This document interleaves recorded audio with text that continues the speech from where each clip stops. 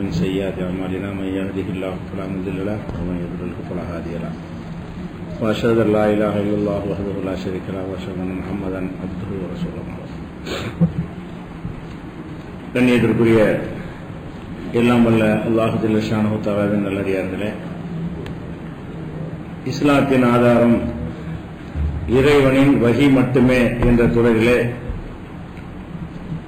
நேற்றைய தினம் நபித்தோழர்களாக இருந்தாலும் இந்த சமுதாயத்திலே சிறந்தவர்களாக இருக்கிற நபித்தோழர்களாக இருந்தாலும் அவர்களுடைய சொல் செயல் மார்க்கமாகாது.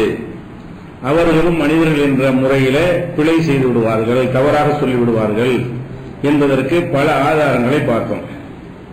அதனுடைய தொடர்ச்சியாக நபிகள் நாயகம் ஸல்லல்லாஹு அலைஹி வஸல்லம் சொல்கிறார்கள், என்னுடைய உம்மத்திலே சில பேர் மறுமை நாளில் கொண்டு வந்து நிறுத்தப்படுவார்கள். நிறுத்தப்படும் பொழுது அவர்கள்லாம் இடதுபுறமாக பிடிக்கப்படுவார்கள், நரகத்திற்கு உரியவர்களாக கொண்டு செல்லப்படுவார்கள். அப்ப நான் சொல்வேன், அஸ்ஹாபி அஸ்ஹாபி, அவங்களெல்லாம் என்னுடைய தோழர்கள் என்று நான் அவங்களுக்காக பரிந்து பேசுவேன். அப்ப என்னிடத்தில் என்ன சொல்லப்படும் என்றால், லா தத்ரி மா அஹதஸு பஅதக, உமக்கு பிறகு அவர்கள் என்னவெல்லாம் உருவாக்கினார்கள் என்று உமக்கு தெரியாது. நீ இருக்கிற வரைக்கும் நல்லவர்களாக இருந்தார்கள். நீ மரணித்த பிறகு, ரசூலுல்லாஹ் பார்த்து அல்லாஹ் சொல்றான், நீ மரணித்த பிறகு அவங்க என்னவெல்லாம் புதிதாக உருவாக்கினார்கள் என்ற விவரம் உனக்கு தெரியாது. அதனால் நீ அவங்களுக்கு பரிந்துரை செய்யாத என்று அல்லாஹ் சொல்லிடுவான். அப்ப ரசூல் ஸல்லல்லாஹு அலைஹி வஸல்லம் சொல்றாங்க, நான் ஈசா நபி சொன்ன மாதிரி சொல்லுவேன். என்ன சொல்லுவேன்? ஈசா நபிட்ட அல்லாஹ் கேட்பான், நீ தான் உன்னை வணங்க சொன்னியா, உன்னுடைய அம்மா வணங்க சொல்லி நீ தான் அந்த மக்களுக்கு போதிச்சியான்னு எல்லாம் கேட்பான். அவங்க என்ன சொல்லுவாங்க, எல்லாம் நான் சொன்னதான் உனக்கு தெரியுமே, இன் குல்து குல்துஹு ஃபகத் அலிம்தஹு, நான் சொல்லி இருந்தால் உனக்கு தெரியும். தஅலமு மா ஃபீ நஃப்ஸி வ அஅலமு மா ஃபீ நஃப்ஸிக, உன் உள்ளத்துல என்ன இருக்குன்னு எனக்கு தெரியாது, என் உள்ளத்துல என்ன இருக்குன்னு உனக்கு தெரியும் எல்லாம் கேட்பான். அவங்க என்ன சொல்லுவாங்க, எல்லாம் நான் சொன்னதான் உனக்கு தெரியுமே, இன் குல்து குல்துஹு ஃபகத் அலிம்தஹு, நான் சொல்லி இருந்தால் உனக்கு தெரியும்.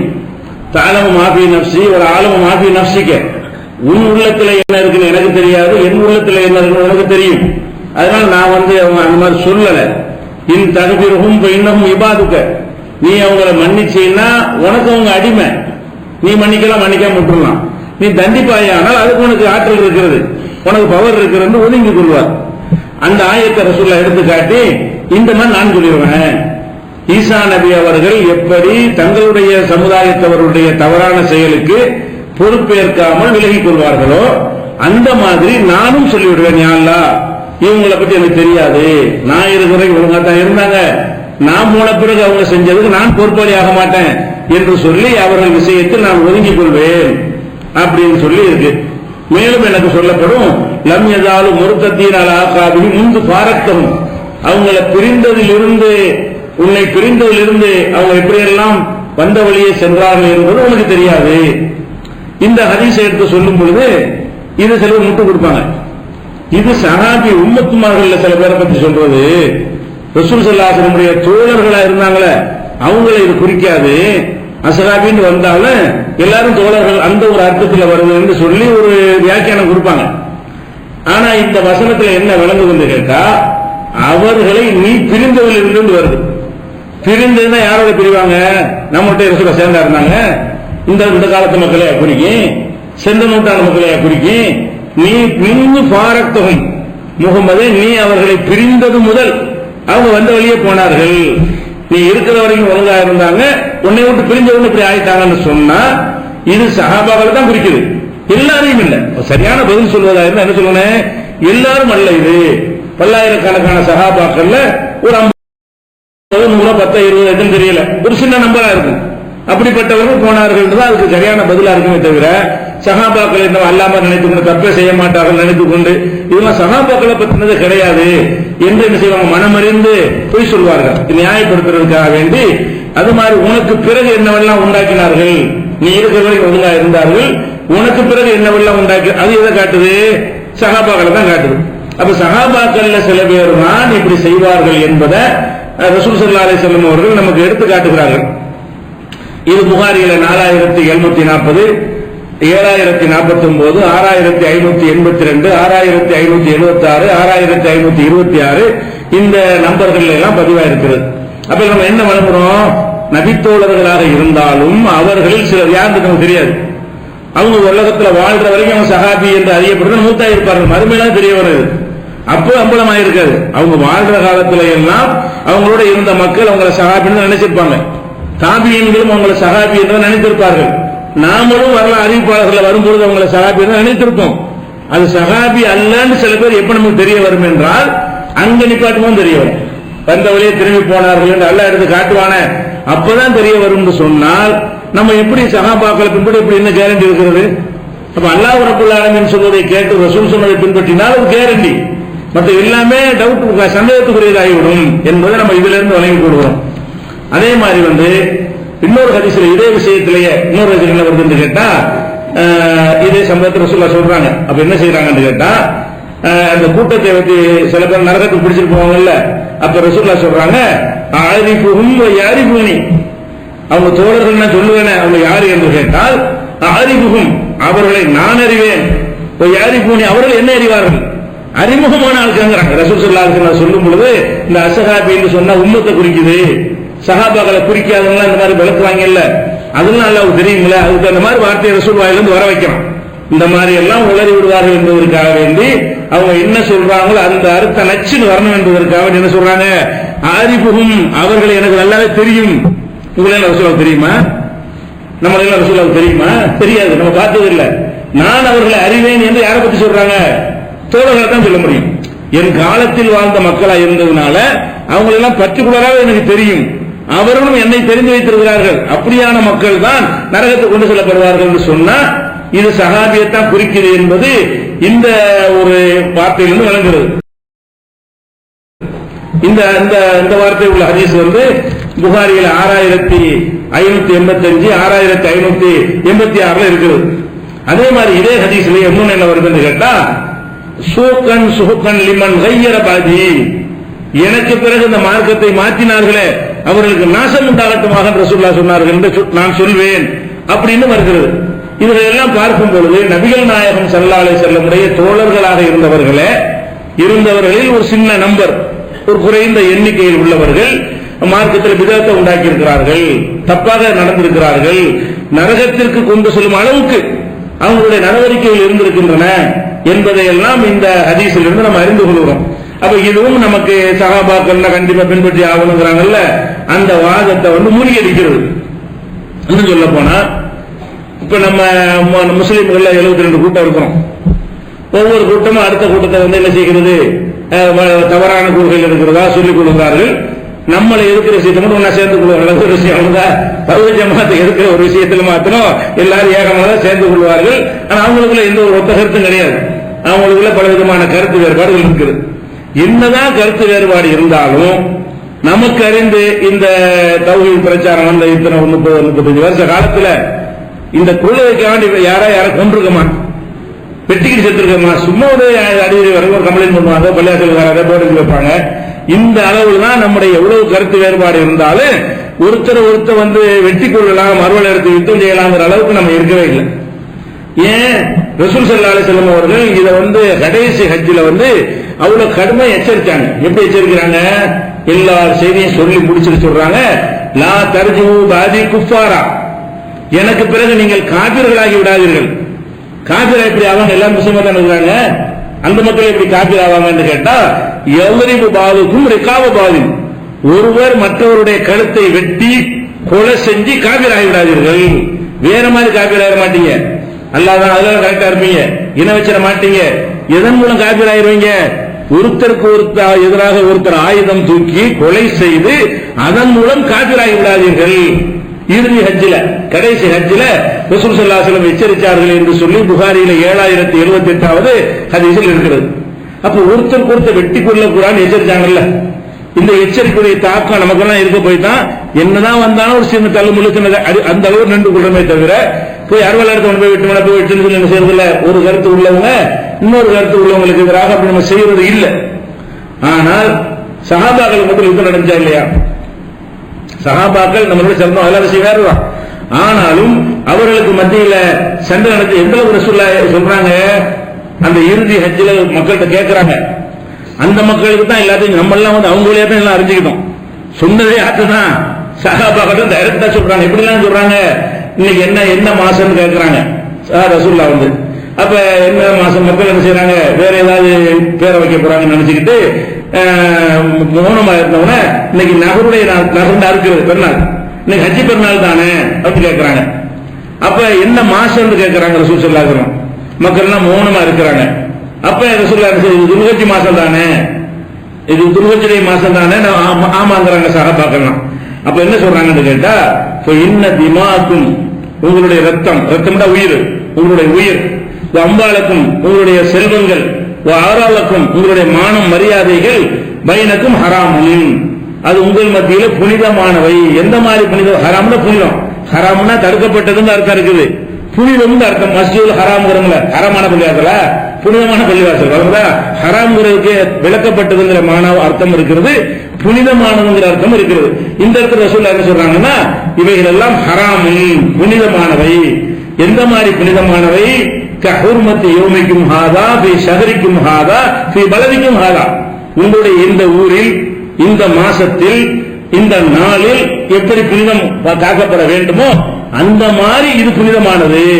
அடுத்தவனுடைய உயிர் புனிதமானது, அடுத்தவனுடைய பொருள் புனிதத்தை எப்படி கலங்கப்படுத்த மாட்டியோ அந்த மாதிரி அடுத்தவன் காசை எடுத்துறாத, அடுத்தவன் உசுர் எடுத்துறாத, அடுத்தவனுடைய மானத்தை விளையாடுறாத. இதெல்லாம் புனிதம் நினைச்சுக்க. புனிதமான இடத்தை நீ கலங்கப்படுத்துவியா? அந்த மாதிரி நடந்து கொள் என்று உதாரணம் எல்லாம் காட்டி மக்கள்கிட்ட கேள்வி எல்லாம் கேட்டு இவ்வளவும் சொல்லிட்டு போனாங்க ரசூல் ஸல்லல்லாஹு அலைஹி வஸல்லம். இது புகாரில் 67 4406 இருக்கிறது. ஆனால் நீங்கள் வரலாறு எடுத்து பார்த்தீங்க என்று சொன்னா, ரசூலுல்லாஹ்வுடைய மருமகன் அலி ரலியல்லாஹு அன்ஹு அவர்களுக்கும் முஆவியா, அவர் யாருன்னா அவர் மச்சான் தான், அவருடைய சகோதரி ரசூலுல்லாஹ் கட்டியிருக்கிறாங்க. அவங்க ரெண்டு பேருக்கு மத்தியில் என்னது யுத்தம். அதுலயும் சஹாபாக்கள் கொஞ்சம் இருந்தாங்க, இதுலயும் சஹாபாக்கள் இருந்தாங்க. சஹாபி அல்லாத அடுத்த ஜெனரேஷனும் கொஞ்சம் இருந்திருப்பாங்க. அப்ப வந்து நம்ம எதை செய்யக்கூடாதுன்னு சொன்னாங்களோ ரசூல் ஸல்லல்லாஹு அலைஹி வஸல்லம், சில நேரங்களில் அதை செய்யும் அளவுக்கு அவங்க தள்ளப்பட்டாங்களா இல்லையா? ஒரு எதிராக ஆயுதம் தூக்கினால் என்ன நடக்கும்? உயிரான போகும். இவங்க அவங்கள வெட்டியிருப்பாங்க, இவங்களை வெட்டியிருப்பாங்களா இல்லையா? இதான பயங்கரமான குற்றம் ரசூலுல்லாஹ் சொன்னாங்க. அப்ப அந்த மாதிரியானதையும் சஹாபாக்கள் வழியாக அல்லாஹ் நிகழ்த்தி காட்டியிருக்கிறான். அது அவங்க நல்ல நோக்கத்தை செய்தார்கள்னா அல்லாஹ்வுக்கு அவங்களுக்குள்ள ஒரு விஷயம். இப்ப நம்ம வந்து சஹாபாக்கள் அப்படி கொள்கையை தவறான கொள்கைக்கு எதிராக ஆயத்தை தூக்கி இருக்காங்க, நம்ம தூக்க முடியுமா? பின்பற்றலாம் சொன்னீங்கல்ல, நாங்களும் இவரை தவறான கொள்கைகள் இருக்காருன்னு சொல்லிட்டு நாங்க அடுத்த கொள்கைக்கு எதிராக வாழத்திட்டு போக முடியுமா? முடியாது. ஏன்? இது வந்து அவங்க செஞ்சிருக்க கூடாது, இது சரியான செயல் இல்ல. ஆனால் செஞ்சது மறுக்க முடியாது, வரலாறு இருக்கிறது, வரலாறு நடந்துதான் இருக்கிறது. அப்ப அந்த மாதிரி எல்லாம் நடந்திருக்கு. எந்த அளவுக்கு கேட்டா, இப்ப சிப்பி தெரியும், சிப்பிங்கிறது அந்த முஆவியா ரலியல்லாஹு அன்ஹுக்கு அலி ரலியல்லாஹு அன்ஹு நடந்தது. அதே மாதிரி வந்து அலி ரலியல்லாஹு அன்ஹுக்கு ஆயிஷா நாயகி நடந்த யுத்தம் இருக்கிறது. அலி ரலியல்லாஹு அன்ஹுக்கும் ஆயிஷா நாயகி தலைமையில ஒட்டகப் போர் நடந்துச்சு இல்லையா? ஆயிஷா தலைமையில ஒரு படை, அலி தலைமையில ஒரு படை, அவங்க ரெண்டு பேருக்கு மத்தியில பெரிய யுத்தங்கள்லாம் நடந்து அதிலும் சஹாபாக்கள் எல்லாம் கொல்லப்பட்டாங்க, தாபீன்கள் கொல்லப்பட்டாங்க, கொன்றவர்களும் சஹாபாக்கள்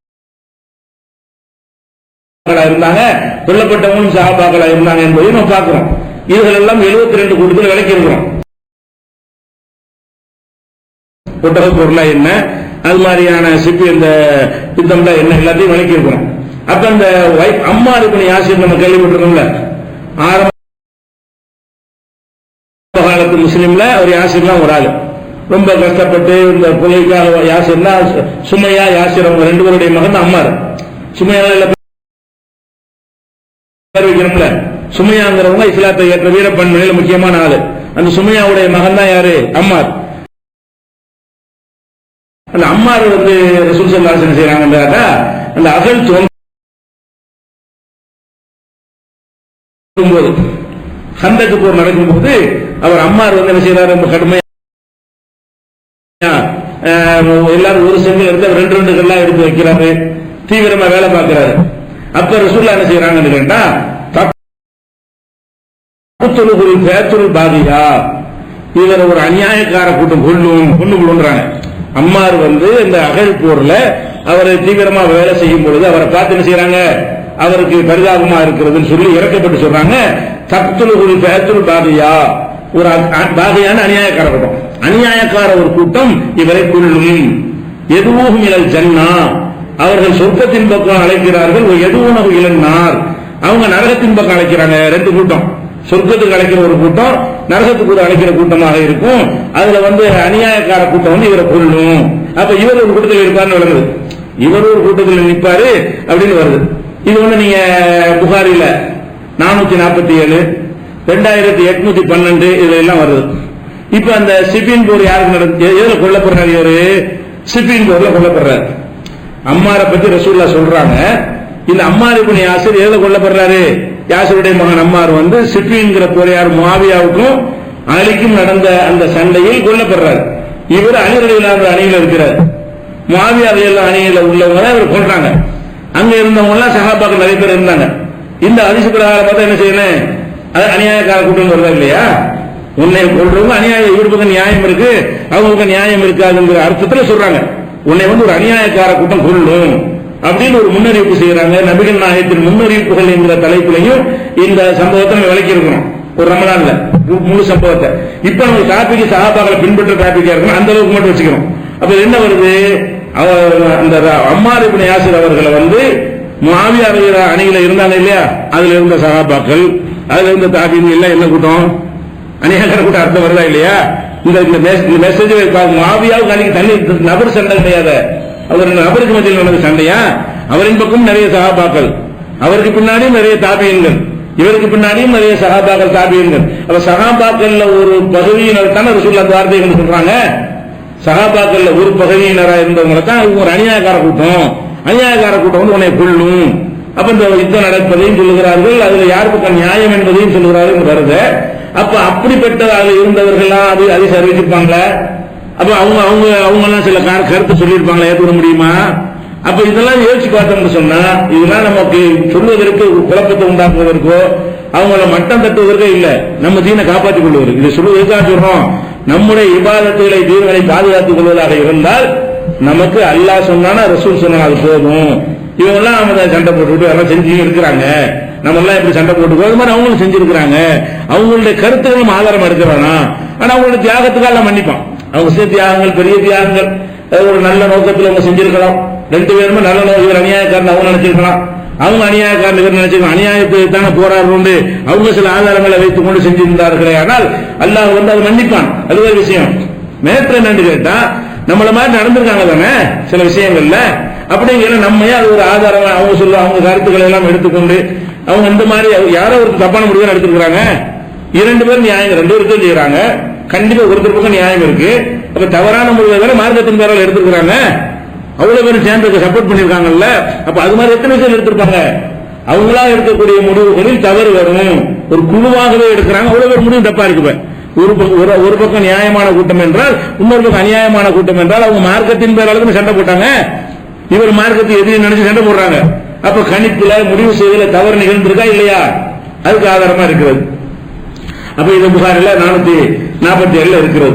அது மாதிரி முஸ்லிம்ல 5192 இருக்கிறது.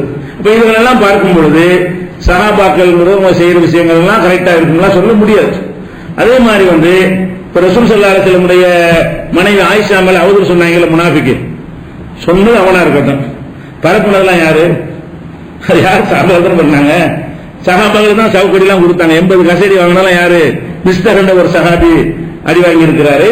அதே மாதிரி ஹஸ்ஸான் இப்னு சாபித் புகழ்ந்தெல்லாம் ரசூலுல்லாஹ் பாடுவார, ஹஸ்ஸான் இப்னு சாபித் அவரு அடி வாங்கி இருக்கிறாரு. 80 ஆயிஷா நாயகம் அவதூறு சொன்ன காரணத்திற்காக வேண்டி அவங்க எல்லாம் சஹாபாக்கள் தான் இருந்தாங்க. ரசூலுல்லாஹ்வுடைய மனைவியாச்ச நமக்கெல்லாம் தாயாச்ச, நம்ம இதை வந்து பரப்பலாமான்னு கூட இல்லாம சூரத்து 3 எடுத்து பாத்தீங்கன்னா அவ்வளவு கடுமையா அவங்களை கண்டிக்கலாம். நான் அல்ல என்னுடைய அருள் மட்டும் இல்லைன்னா அவங்களை அழிச்சு நாசமாக்கி இருக்கின்ற அளவுக்கு அல்லாஹ் கோபம் கொப்பளிக்க பேசுறான் அந்த சூறாவுல இந்த ஆயிஷா நாயகம் அவதூறு சொன்னவர்களை பற்றி. அவதூறு உண்டாக்கணும் முனாஃபிகா இருந்தாலும் அது சமூகத்தில் பரப்பினவர்கள் யாரா இருந்தார்கள்? சில சஹாபாக்கள் தான் இருந்தாங்க. அப்ப நம்ம எப்படி ஆளாக கோல் சொல்லி பரப்பணும்ல, அதனால ஒன்றும் செஞ்சிருக்கிறாங்க. அப்ப எதுக்காக நம்ம ஏன் பாட பண்ணணுங்கிற அவங்க செஞ்சது அவங்களுடைய நன்மைகளோடு ஒப்பிடும்போது அவங்க தீமையை அழிச்சிடும். நம்ம என்ன பெரிய நன்மை செஞ்சுட்டு எத்தனை தியாகம் பண்ணிவிட்டோம்.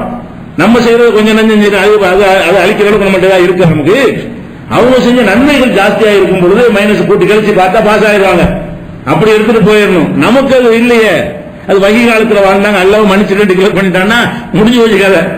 வகி காலத்துல வாழ்ந்தாங்க இல்ல, அல்ல மன்னிச்சுட்டாங்கல்ல, கண்டிச்சு மன்னிச்சுட்டான், சவுக்கடி வாங்கிட்டாங்க, அதோட மேட்ரு ஓவர். ஆனா நமக்கு எப்படி செய்ய முடியுமா? நம்ம இப்படி செஞ்சோம்னா தேர்வுமா? அதனால நம்ம என்ன செய்யறோம்? சகாபாக்கள் சொல்லிட்டு என்ன செய்யக்கூடாது, அவங்க சிறப்பு ஒத்துக்கணுமே தவிர அவங்கள பாலயசாரம் அவங்களை பின்பற்றத்தக்கவர்களாக நம்ம எடுக்கவே கூடாது. தேவையற்ற ஒரு விஷயம், மார்க்கத்தில் இல்லாத ஒரு விஷயம், வகை மட்டும்தான் மார்க்கம். அதே மாதிரி ஒரு போருக்கு ரசூலுல்லாஹ் அனுப்புறாங்க.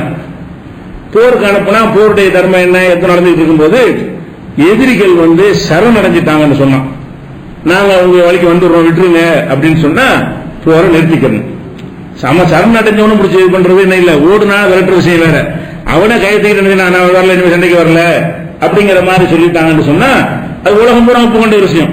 வெள்ளக்கொடியை தூக்கினாங்கன்னா இந்த காலத்துல வெள்ளக்கொடியை தூக்கிட்டாங்கன்னா சண்டை நிறுத்திடுவாங்க, தாக்கக்கூடாது. மறுபடி ஆயுதத்தை கீழே போட்டு வெள்ளக்கொடியை தூக்கிட்டு எவ்வளவு பெரிய சண்டை இருந்தாலும் அந்த நிமிஷம் நிறுத்திடுவாங்க. இன்னைக்கு சர்வதேச அளவில் ஒப்புக்கொண்ட விஷயமா இருக்கு. அந்த காலத்துல மிக இருந்த விஷயம் தான். அப்ப என்ன செய்யறாங்கன்னு கேட்டா, ஒரு யுத்தத்துல பயங்கரமா தாக்கல் பண்ணி எதிரிகளுடைய கை பலவீனமாயிடுச்சு. பலவீனமான என்ன செய்யறாங்கன்னு கேட்டா, இப்ப ரசூல் ஸல்லல்லாஹு அலைஹி வஸல்லம் அவங்கள ஆரம்ப காலத்துல ஏகத்துவத்தை சொல்லும் போது மக்காவுல ஒரு கூட்டம் இருந்தாங்க. அவங்க என்ன செய்வாங்கன்னா அல்லாஹ் மட்டும்தான் வணங்குவாங்க, தௌஹீதுல கரெக்டா இருந்தாங்க. ஆனா நபி ரசூல் ஆகிறதுலாம் தெரியாது, அல்லாஹ்வுக்கு இணை வைக்க மாட்டாங்க, கல்லு மண்ணெல்லாம் வணங்க மாட்டாங்க. அப்படி ஒரு கூட்டம் இருந்தாங்க. அவங்கள சாபியின்கள் அவங்கள என்ன செய்வாங்க, எல்லாரும் சொல்லுவோம் சாபிமாங்க. அவங்களுக்கு பேர் என்னது? சாபியின்கள் சொல்லுவாங்க. யார? ரசூல் ஸல்லல்லாஹு அலைஹி வஸல்லத்துக்கு முன்னாடியும் ரசூலுல்லாஹ் காலத்திலையும் மக்காவில் தௌஹீதில் உறுதியா இருந்தவர்கள். சிலை வணக்கம் செய்ய மாட்டாங்க, கல்லுக்கு நேர்ச்சி செய்ய மாட்டாங்க, அங்கே கும்பிட மாட்டாங்க, சூப்பர் பவர் அல்லாஹ்தான் சொல்லி என்ன செய்வாங்க. அப்படியான ஒரு கூட்டம் அறிவுபூர்வமா சிந்தித்து கடவுள்னா கடவுளுடைய இடத்துல வச்சிருந்தாங்க. அப்படி ஒரு கூட்டம் இருந்தாங்க, சாபியின்கள் பேரு. அந்த கொள்கைக்கு ஒத்து ரசூலுல்லாஹ் பிரச்சாரம் பண்ணவன ரசூலுல்லாஹை சாபின்னு தான் சொன்னாங்க. ஆரம்பத்தில் ரசூலுல்லாஹ் வச்ச பேர் என்னது? சாபி. ஒரு சாபி ஆயிட்டாரு அப்படின்னு ரசூலுல்லாஹை அந்த மக்கள் ஏகத்துவத்தை சிலை வணக்கத்தை மறுத்த மக்கள் சாபியின்கள் சொல்லப்பட்ட மாதிரி ரசூலுல்லாஹ்வுக்கு என்ன பேர் வச்சிருந்தாங்க? சாபியின்கள் சொன்னாங்க. பரவாயில்ல, சாபிமாங்க. யார? ரசூலுல்லாஹ் எதிரிக்கு தங்களுக்குள்ள பேசி அந்த சாபியா நம்ம தௌஹீதுன்னு சொன்னா நமக்கு என்ன செய்வாங்க? நம்ம ஒரு பேர் வச்சு கூப்பிடுறாங்களா இல்லையா? அந்த மாதிரியாக என்ன செய்யறது, இது ஒரு பேர் வச்சிருந்தாங்க. அப்ப இந்த யுத்தம் நடந்துகிட்டு இருக்கையில அந்த எதிரிகள் என்ன செய்யறாங்க, விளங்காத்தனமா நாங்களும் சாபி ஆயிட்டோங்கிறாங்க. இஸ்லாத்துக்கு சொல்ல தெரியல. அவங்க என்ன விலகி வச்சிருந்தாங்க? சாபின்னா முகமதுடைய அந்த மார்க்கத்துக்கு பிறகு சாபின்னு சொல்லிட்டு சபானான்ட்டாங்க. இவர் காலித் பின் வலீத் என்ன செய்யறாரு, இஸ்லாத்துக்கு வந்த நான் சொல்றான், சபானான்னு சொல்றான், போட்டு தள்ளிட்டார். சபானான்னு சொல்லி அவன் சரணடைஞ்ச பிறகு காலித் பின் வலீத் நினைச்சாரு, அவங்கள பிடிச்சி கொல்ல ஆரம்பிச்சிட்டாரு. அப்ப அங்கக்குள்ள சில பேர் அப்ஜெக்ஷன் பண்றாங்க, செய்யக்கூடாது, அவன் சரணடைகிறான், அவன் என்ன அசலம்னா இஸ்லாத்தை ஏற்றோம்னு சொல்லவில்லை, சபானான்னு சொல்றான், அதெல்லாம் விட முடியாதுன்னு சொல்லிட்டு செஞ்சுட்டார். அப்ப ரசூலுல்லாஹ்வுக்கு பின்னாடி தகவல் வருது. வந்தோன்னு நினைச்சாங்க, அல்லாஹும்ம இன்னி அப்ரோ இலைக்க மிம்மா ஸனா காலித். ரெண்டு தடவை சொல்றாங்க இப்படி, இறைவா இந்த காலிது செஞ்ச செயலை விட்டு நான் விலகி கொண்டேன், இவர் செஞ்சதை எனக்கு சம்பந்தம் இல்லை, நான் இந்த மாதிரி மார்க்கத்தை கற்றுக் கொடுக்கவில்லை. அவன் வார்த்தையை நீ பாக்குற, என்ன கருத்துல சொல்றான், சண்டை வேணான்னு சொல்றான், உங்க கருத்து வந்துடுறாங்க, விட்டு தொலைவியா நீ வெட்டி போட்டு வந்திருக்க அப்படின்னு சொல்லி ரசூல் ஸல்லல்லாஹு அலைஹி வஸல்லம் கடுமையா எச்சரிக்கிறாங்க. அப்ப ஒரு உயிரை வாங்குறதுல கூட அந்த சரணடை நேரத்தோட வெட்டி தப்பான முடிவு நடத்திருக்காரு அவரு. ரசூலுல்லாஹ் நான் விலகிக்கிட்ட இந்த செயல நான் விலகி கொண்டேன் என்று சொல்லும் அளவுக்கு உயிர் வாங்குறது பெரிய குற்றம் தானே. போர்க்களத்தில் வாங்கலாம், அவன் வேணான்னு சரணடைகிறான், அந்த நேரத்தில் உயிர் வாங்குறது பாவம். அவ்வளவு பெரிய பாவத்தை செஞ்சுட்டு வந்துட்டேங்கிறதுக்காக ரசூலுல்லாஹ் என்ன செய்றாங்க, அல்லாஹும்ம இன்னி அப்ரவு இலைக்க மிம்மா ஸனா காலிது செஞ்ச செயலை விட்டு அல்லாஹ் நான் விலகி கொண்டேன், எனக்கு சம்பந்தம் இல்லை இறைவான் அல்லாஹ் துஆ செஞ்சுட்டாங்க. இது நீங்க புகாரில 4339 7189 பார்க்கலாம். அதே மாதிரி இன்னொரு சண்டையில் என்ன செய்யறாங்கன்னு கேட்டா, ஒரு யார் உசாமா உசாமாங்கிற ரசூலுல்லாஹ்வுக்கு ரொம்ப விருப்பமான பிள்ளை. ஏன்னா அவங்க செய்துங்கிறவர் வளர்த்தாங்க, அந்த வளர்ப்பு மகனுடைய பிள்ளை, பேர பிள்ளை மாதிரி வச்சிருப்பாங்க. பேரன்கிற வளர்ப்பு பேரன் இஸ்லாத்துல கிடையாது. அவரும் ரொம்ப நெருக்கமாக உசாமா மேல ரசூலுல்லாஹ் ரொம்ப பிரியம் வச்சிருந்தாங்க. அந்த உசாமா ஒரு இடத்துல அனுப்ப செய்யறாருன்னு கேட்டா, ஒரு ஆள் அந்த நேரத்தில் லா இலாஹா இல்லல்லாஹ்ன்றார். லா இலாஹா இல்லல்லாஹ்ன்றா என்ன செய்யணும், விட்டுற வேண்டியதானே? போர் நடந்துகிட்டு இருக்குது. அவர் லா இலாஹா இல்லல்லாஹ்னா என்ன அர்த்தம்? நான் உன்னோட சண்டைக்கு வரலப்ப உங்களுக்கு வந்துட்டு அர்த்தம். இவர் லா இலாஹா இல்லல்லாஹ்னு கேட்காம ஒரேடியா போட்டு தள்ளிட்டார். அப்ப இது ரசூலுல்லாஹ்ட்ட வந்து சஹாபாக்கள் சொல்றாங்களா, கோவம் கொப்புளிக்க, எப்படி நீ வந்து அவன் லா இலாஹா இல்லல்லாஹ்னு சொன்ன பிறகு நீ எப்படி அவனை வெட்டின? ஹல்லா ஷகக்த கல்பஹு, உள்ளத்தை பிளந்து பாத்தியா? அவன் தற்காப்புக்கு செஞ்சான், பொய்க்கு செஞ்சாலும் நீ மன உள்ளத்தை பாக்குற ஆற்றல் உனக்கு இருக்குதா? வாயினால் சொல்லிவிட்டானா இல்லையா? வாயினால் லா இலாஹா இல்லல்லாஹ்னு அவன் சொல்லி சரணாகதியை அடைந்த பிறகு எப்படி நீ கொள்ளலாம் என்று சொல்லி திரும்ப திரும்ப ஒரு தடவை ரெண்டு தடவை இல்ல, திரும்ப திரும்ப சொல்ல என்ன செய்யறாங்க, மாசாலை கர்ரிருகா, திருப்பி திருப்பி சொல்லிட்டு இருக்காங்க. எப்படி நீ உள்ளத்தை பிளந்தியா? உள்ளத்தை பிளந்து பாத்தியா? நீ எப்படி கொண்டுட்டு வரலாம்? லா இலாஹா இல்லல்லாஹ்னு சொல்லி யுத்தத்துக்கு வரலன்னு சொல்லிவிட்டாங்கல்ல, எப்படி நீ கொள்ளலாம் என்று அவர் என்ன சொல்றாருன்னு கேட்டா, உசாமா சொல்றாரு, இந்த சம்பவம் நடக்காம இதுக்கு பின்னாடி நான் இஸ்லாத்துக்கு வந்திருக்கான் போல இருக்க, அவ்வளவு கோபத்துக்கு ஆளாயிட்டானே, இன்னைக்கு இந்த நாளுக்கு பிறகு நான் இஸ்லாத்தை தழுவி இருக்க கூடாதா? முன்னாடி இஸ்லாம் தழுவினா இந்த ஒரு பாவத்தை நான் செஞ்சு வச்சுட்டேன் அப்படின்னு நான் நினைக்கும் அளவுக்கு ரசூலுல்லாஹ்வுடைய கோபம் இருந்தது. அப்ப ஒரு மனிதன் வெளிப்படையாக ஒன்றை சொன்னால் ஏற்றுக்கொள்ளணுங்கிற ஒரு பேசிக்கு மாற்றமாக உள்ளத்துல உள்ளதை எல்லாம் தற்காப்புக்கு சொல்றான், அதுக்கு சொல்றான், காப்பாத்திக்கிற சொல்றான் நினைப்பது வந்து தப்பு. அந்த தப்பை ரசூலுல்லாஹ்வுக்கு நெருக்கமாக இருந்த உசாமா அவர்கள் ரசூலுல்லாஹ்வுடைய என்ன ஓட்டத்தை வச்சு புரிஞ்சுக்கலையே, பூர்வீக கண்ணனை தெரிவிக்கிறாங்களே. அப்ப எந்த மாதிரிலாம் இருக்கும் சகாபாக்கள்னா அவங்களும் மனிதர்கள் முறையில் செய்வாங்க. அதுக்கெல்லாம் ஆதாரமா இருக்கு. இது புகாரில வந்து 4269 6872 இருக்கணும். அதே மாதிரி அதை விட விடுங்க, ஒரு நாட்டில் இஸ்லாமிய நாடு இருக்கு, இஸ்லாமிய நாடு விடுங்க, வேற எந்த ஒரு நாடா இருக்கட்டுமே, அந்த நாட்டினுடைய ரகசியத்தை காட்டி கொடுக்கறதா அந்த நாட்டில் பெரிய குற்றம். எந்த நாடா இருந்தாலும் சரி, கொள்ள செய்யறத விட ஒரு நாடை பொறுத்த வரைக்கும் இந்தியாவில் உள்ள ரகசியத்தை எல்லாம் காட்டி கொண்டே ஒருத்தன் வந்து பாகிஸ்தானுக்கு கொடுத்தான்னு வைங்க, அவன் எந்த நாட்டுக்காரனா இருந்தாலும் இந்திய அரசாங்கம் என்ன செய்ய சாதாரணமா எடுத்துக்கொள்ளாது, தேச துரோகிகள். ஏன்னா அவன் எதிரி கொடுக்கிற அந்த தகவலினால் நாட்டை அவன் அழிச்சிருவான். சில தகவல்கள்னால என்ன செய்வான், நாட்டுக்கு தாக்குதல் நடத்தி அவங்க ஓங்கிரும். ஒட்டுமொத்த நாட்டையும் நாட்டு மக்களையும் அழிக்கக்கூடிய ஒரு காரியத்துக்கு துணை போயிருக்கான்னு சொல்லி கடும் குற்றமாக எடுத்துக்கொள்வோம். எல்லா நாடுகளிலுமே நாட்டுக்கு எதிராக நாட்டின் ரகசியங்களை எதிரிக்கு காட்டி கொடுக்கிற ஒரு விஷயத்தை சாதாரணமா எடுத்துக்கொள்ள மாட்டார்கள். இதை நீங்க விளைவிக்கணும். இப்ப இருக்கிற நேரத்தில் அப்ப ரசூல் ஸல்லல்லாஹு அலைஹி வஸல்லம் என்ன செய்யறாங்கன்னு கேட்டா, ஒரு நாள் வந்து நீங்க போங்க, ஒரு கும்பல போய்கிட்டு இருப்பா, அவளை வழிமறிச்சு அவள்கிட்ட ஒரு கடிதம் இருக்கு, அதை பறிச்சுக்கிட்டு வாங்க ரசூல் அனுப்பி வைக்கிறாங்க. இங்க இருந்து மக்காவுக்கு போகுது. போனா அது மாதிரி பெரிய சம்பவம் இது 72 கூடுதல் வழக்கி இருக்கிறோம். சாட்டம் தேவையான மட்டும் சொல்றோம். அப்ப மறைச்சு கிரிச்சு பார்த்தா கடைசியில மறுத்து கடைசியில வந்து என்ன செய்யறாங்க, ஒரு நிர்வாணப்படுத்தி எடுக்கிற மாதிரி வந்துருந்தோம். அந்த அம்மா வந்து கடிதத்தை எடுத்து கொடுத்துருச்சு. அந்த கடிதம் என்னன்னு கேட்டா, சஹாபாக்களில் ஒருவராக இருந்த ஹாத்திப் என்கிற ஒரு சஹாபி தான் மக்காவில் உள்ள தலைவர்களுக்கு நியூஸ் அனுப்புறாரு. இவர் யாருன்னா பத்ர் போர்ல எல்லாம் பங்கெடுத்த சஹாபி, சாதாரண ஆள் கிடையாது. பத்ர் போர்ல பங்கெடுத்தவர்களுக்கு எல்லா எல்லாத்தையும் நினைச்சிடறான். அப்படிப்பட்ட ஒரு தியாகம் பத்ர் போருங்கிறது உயிரை பணைய வைக்கிற மாதிரியான ஒரு யுத்தம். எதிரிகளுடைய பலம் அவ்வளவு, இவங்களுடைய பலம் ஒண்ணுமே இல்லை, போனா தற்கொலை சாவுதான். அப்படி இன்னும் தைரியமா இருந்தாங்க. அந்த களத்தில் ஈடுபட்டவர் தான் அந்த கடிதத்தை எழுதுறாரு. என்ன எழுதுறாரு, இந்த மாதிரி ரசூலுல்லாஹ்வுடைய நடவடிக்கை திட்டம் போட்டிருக்காங்க, இப்படி பண்ணிருக்கிறாங்க, இத்தனை நாள் எங்க போறாங்க, அந்த மாதிரி செய்திகளாகவே இவர் எழுதி அனுப்பி இருக்கிறாரு. கடிதத்தை போயிட்டு வந்துட்டாங்க.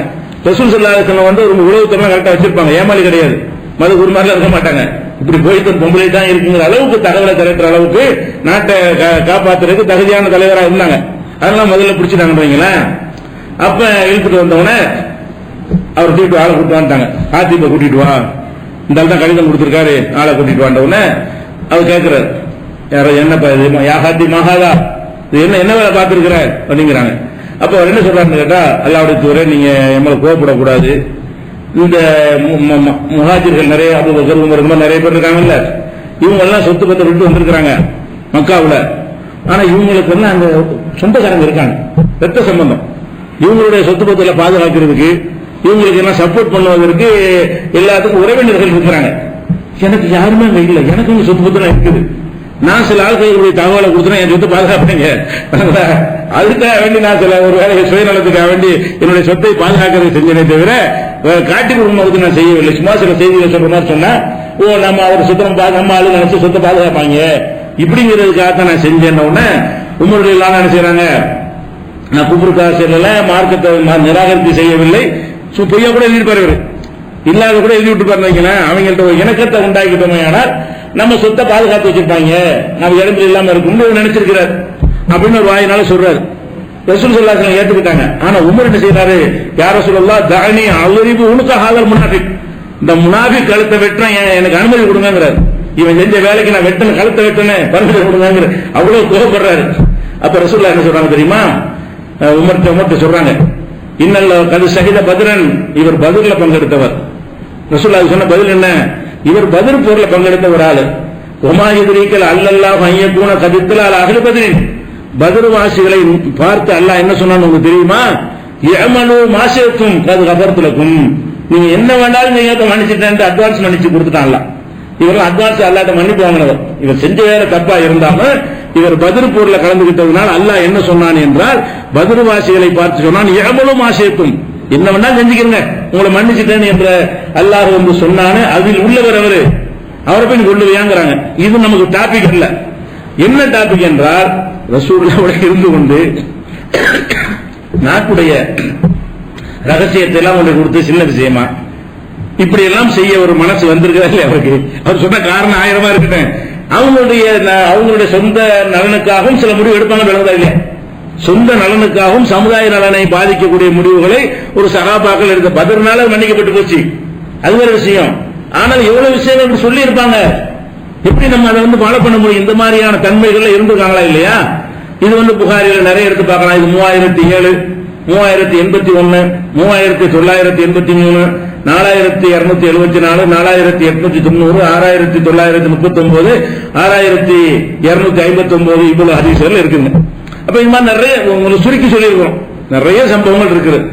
இதெல்லாம் வைத்து பார்க்கும் பொழுது சஹாபாக்களாக யாரா இருந்தாலும் சரிதான், அவங்களிடையும் பிழை வரும், அவங்களிடம் தவறு வரும். அவைகள் எல்லாம் நம்ம வந்து ஆதாரமா எடுத்துக்கொள்ளக் கூடாதுங்கிறதுக்கு சான்றா எடுத்துக்கொண்டோம். இது போக இன்னொன்று என்ன கேட்கிறாங்கன்னு கேட்டா, சஹாபாக்களை விட நம்ம எப்படி நல்லா அறிய முடியும் புரிந்து கொள்வதில்லை. நீங்க சொல்றீங்க சஹாபாக்கள் கருத்தை ஏற்றுக்கொள்ளக்கூடாது, சரி, குர்ஆனை ஹதீஸை புரிந்து கொள்ற விஷயம் இருக்குல்ல, அதுல நம்மளோட அவங்க நல்லா புரிஞ்சுக்குவாங்க. ஒரு சம்பவம் நடக்கும்போது யார் வாழ்றாங்களோ, இப்ப நான் சொல்லக்கூடிய வார்த்தையை என் காலத்தில் உள்ளவர்கள் புரிகிற மாதிரி எனக்கு பின்னாடி உள்ளவர்கள் புரிய மாட்டாங்க. அவங்களுக்கு தான் சந்தர்ப்ப சூழ்நிலை தெரியும், என்ன நோக்கத்துல, என்ன நேரத்தில், எதுக்காக சொல்லப்பட்டது என்பதையெல்லாம் அந்த காலத்தில் வாழ்ந்தவர்களுக்கு தான் நன்றாக தெரியும். நாங்கள் சஹாபாக்களை பின்பற்றலாம் என்று சொல்வது எந்த அடிப்படையில் சொல்கிறோம் என்றால், அவங்க குர்ஆனை புரிந்து ஹதீஸை புரிந்து சொல்ற விஷயத்தில் அவங்க வந்து ரொம்ப கரெக்டா இருப்பாங்க, அந்த வகையில் தான் நாங்கள் எடுத்துக்கொள்றோம் என்ன செய்யறாங்க சொல்றாங்க. இது வந்து கேட்கறது ஒரு பெருமை, நல்லா சரிதான், அது அவங்களுக்கு தான் நல்லா புரியும், நம்ம அந்த காலத்தில் இல்லையே அப்படிங்கிற மாதிரி ஒரு மயக்கிற மாதிரி ஒரு விஷயமா இருக்கும். ஆனால் இதை ரசூல் ஸல்லல்லாஹு அலைஹி வஸல்லம் வந்து உடைச்சு எரிஞ்சிட்டாங்க, இது கிடையாதுன்ட்டாங்க. என்ன கிடையாதுன்ட்டாங்க, கடைசி ஹஜ்ஜில் சொல்லுறாங்க, அலாஹல் பல்லகு மக்கள்கிட்ட சொல்றாங்க, நான் மார்க்கத்தை சொல்லிட்டேனா, சொல்லிட்டேன், சொல்லி பல்லுகு ஷாஹிதுல் காயிம், இங்க வந்திருக்கக்கூடியவர்கள் வராத மக்களுக்கு நான் சொன்னதெல்லாம் போய் சொல்லிருங்க. அந்த கடைசி ஹஜ்ஜில் கூடியிருந்த மக்கள்கிட்ட சொல்றாங்க, இங்க வந்திருக்கக்கூடிய மக்கள் வராத மக்களுக்கு சொல்லுங்கிறாங்க. அப்ப என்ன வார்த்தை சொல்றாங்கன்னு கேட்டா, ருப்ப முபல்லகின், இங்க என்னுடைய செய்தி கேட்கறீங்கல்ல, கேட்கிற உங்களை விட நீங்கள் யாருக்கு எடுத்து சொல்கிறீர்களோ அவர் நன்கு புரியக்கூடியவராக இருப்பார். உங்களுக்கு நான் சொன்ன அர்த்தம் வழங்காது, நீங்க போய் யாருக்கு அடுத்த போய் சொல்லுவீங்க, அவங்க உங்களை விட நன்கு புரியவர்களாக இருப்பார்கள். ரசூலுல்லாஹ் கடைசி ஹஜ்ஜில் நமக்கு சொன்ன செய்தி என்னவென்றால், நீங்கள் புரிந்து கொள்வதை விட நீங்கள் யாருக்கு போய் சொல்கிறீர்களோ அவர்கள் இன்னும் அதிகமாக புரியக்கூடியவராக இருப்பார்கள் என்று அந்த அதே கடைசி ஹஜ்ஜில் ரசூல் ஸல்லல்லாஹு அலைஹி வஸல்லம் சொல்றாங்க. 1741வது ஹதீஸ்ல புகாரில் பார்த்துக்கலாம். இன்னும் நிறைய ஹதீஸ்கள் இருக்கிறது, ஒருத்தர் கொள்ளாதீங்க வெட்டாதீங்க எல்லாம் சொன்னாங்கல்ல, அந்த ஹதீஸ்லாம் இந்த இறுதியாக இந்த வாசகம் என்ன வர, ருப்பு முபல்லகின் அவ் ஆமின் சாமியின், நேரடியாக என்னிடத்தில் கேட்டவரை விட உங்களிடத்தில் கேட்பாரே அவர் நன்கு புரியக்கூடியவராக இருப்பார். அப்ப இதுல என்ன விளங்குது, ரசூல் ஸல்லல்லாஹு அலைஹி வஸல்லம் ஒரு செய்தியை சொல்லுவாங்கன்னா அது அந்த காலத்தை அனுசரித்து மனிதன் பேசுற பேச்சு இருக்குல்ல, அதுக்கு நீங்க அந்த காலத்தில் புரிஞ்சுக்கிற முடியும். இது அந்த காலத்துக்கு வந்த மெசேஜ் இல்லை. குர்ஆனும் ஹதீஸும் அந்த காலத்து மக்களுக்காக வந்ததா? கியாம நாள் வரைக்கும் வந்தது. அப்ப கியாம நாள் வரைக்கும் உள்ள அந்த சூழ்நிலையை அடையும் போது அவனுக்கு கூடுதல் விளக்கம் கிடைக்கும். இந்த காலத்தில் வாழும் போது ஒரு ஹதீஸை பார்த்து நமக்கு என்ன கிடைக்குமோ இந்த விளக்கத்தை அந்த காலத்தில் அடைந்திருக்க முடியாது. அப்ப இந்த காலத்துக்கு ஏற்றவாறு என்ன செய்யும், அவங்களுக்கு கூடுதல் ஞானங்கள் கிடைக்கும் என்கிற கருத்தை எல்லாம் உள்ளடக்கி நபி ஸல்லல்லாஹு அலைஹி வஸல்லம் அவர்கள் சொல்லிட்டார்கள். அப்ப நம்ம என்ன வழங்கின, சஹாபாக்கள் புரிந்தது கரெக்டா இருக்கும், புரிந்தது உங்களுக்கு ஆதாரம் காட்டியிருக்கிறோம். சஹாபாக்கள் புரிந்ததான காலித் இப்னு வலீத் புரிஞ்சது தப்பாதான புரிஞ்சிருக்காரு, உசாமா தப்பாதான புரிஞ்சிருக்கிறாரு, எவ்வளவு பேர் இந்த ஒரு முஆவியாவுடைய கூட்டத்தார்கள் தப்பாதான புரிஞ்சிருக்கிறாங்க. புரிவதில் சரியா இருக்க மாட்டார்கள் என்று இவ்வளவு ஆதாரமும் சொன்னது என்ன, புரிவதிலும் தப்பு செய்வார்கள், தப்பா புரிவார்கள் நம்மள மாதிரியே. ஆனா ரசூலுல்லாஹ் சொன்ன கேரண்டி என்ன, நான் சொல்ற செய்தி அப்படி கொண்டு சொல்லுங்க, உங்களுக்கு அதுல ஒரு கருத்து விளங்கும், அடுத்த தலைமுறைக்கு கூட ஒரு சில கருத்து சேர்த்து விளங்கும். உங்களுக்கு நான் சொல்வதில் ஒரு கருத்து விளங்குமையானால் அடுத்த வர தலைமுறைக்கு என்ன செய்யும், கூடுதலா விளங்கும் என்று ரசூலுல்லாஹ் சொன்ன காரணத்தினால் புரிந்து கொள்வதில் இப்ப நம்ம புரிகிறோமே, இதை விட இனி வர்ற மக்கள் நல்லா புரிவார்கள். இப்ப நாம் புரிவதை விட இனி வரக்கூடிய மக்கள் ஒரு ஹதீஸை வைத்துக் கொண்டு புரியும்போது இன்னும் கூடுதலா பிரைட்டாக என்ன செய்வாங்க, புரிவார்கள் என்பதைத்தான் ரசூல் ஸல்லல்லாஹு அலைஹி வஸல்லம் சொன்ன காரணத்தினால இந்த வாதம் அடிபட்டுரும். அது போக இப்ப நம்ம ஹதீஸ் புகாரி யாருக்கு புகாரி வச்சுக்கிறீங்க, புகாரி வச்சுக்கிற ரைத்து பார்ப்போம், இவ்வளவு பேர் வச்சுக்கிறீங்க, 7 பாகம் வாங்கி வச்சிருக்கீங்க, கிட்டத்தட்ட ஒரு 7000 ஹதீஸுகளை நீங்க நினைச்சா எடுத்து பார்த்துடலாம். முஸ்லிம் எல்லாம் வச்சிருக்கீங்க. ஆனா சஹாபாக்களை பொறுத்த வரைக்கும் குர்ஆனாச்சு எத்தனை பத்தி இருந்துச்சா? நீ குர்ஆன் இல்ல யாரா இருக்கிறீங்களா? குர்ஆன் 1, 2, 3, 4, 5, 6 வச்சிருப்பீங்க. குர்ஆன் தமிழாக்கம் வச்சிருப்பீங்க. குர்ஆன் இல்லாத ஒரு முஸ்லிம் ஒரு முஸ்லிம் இருக்க மாட்டான். ஆனால் சஹாபாக்களை பொறுத்த வரைக்கும் அனைவரிடம் குர்ஆனாச்சு இருந்துச்சா? குர்ஆனை பிரிண்ட் பண்ணி கடையில் எடுத்துட்டு இருந்துச்சு இல்ல. எழுத தெரிந்தவர்கள் கேட்டு அவங்களா உட்கார்ந்து அவங்களா கணக்கிட்டு என்ன செய்யணும், எழுதி கொள்ளணும். அது அவர் வச்சிருப்பாரு. அதுல இருந்து இன்னொருத்தர் எவரா 75 என்ன செய்வாரு, அதுக்காண்டி ஒரு வருஷம் 6 மாசம் மெனக்கெட்டு உட்கார்ந்து எழுதுனா அவருக்கு ஒரு குர்ஆன் கிடைக்கும். அப்ப குர்ஆனை எழுதி வைத்திருந்தவர்களை விரல் விட்டு எண்ணுகிற நம்பரில் இருந்தார்கள். குர்ஆனை மனனம் செய்து வைத்திருந்தவர்கள் அதை விட கொஞ்சம் கூடுதலாக இருந்தார்கள். அனைவரும் குர்ஆனை மனனம் செய்து வைத்திருந்தார்கள் இல்லை. அனைவர் கையிலையும் எடுத்து டக்குன்னு பார்த்து ரெஃபரன்ஸ் பார்க்கறதுக்கு ஏதாவது குர்ஆன் இருந்துச்சா? இருந்தா தானே அறிந்து கொள்ள முடியும். குர்ஆன் இருக்கிறது அனைவரும் இல்லையே. அப்ப ரசூலுல்லாஹ்வுடைய ஹதீஸ் இன்னைக்கு என்ன இருக்குது, அவ்வளவு ஹதீஸ்கள் இன்னைக்கு நம்ம கையில இருக்கிறது. இதுல இந்த அனுமதி கேட்காம உள்ள வர்ற விஷயங்கள்ல இப்ப நம்ம பார்த்து சொல்லிட்டு இருக்கிறோம்.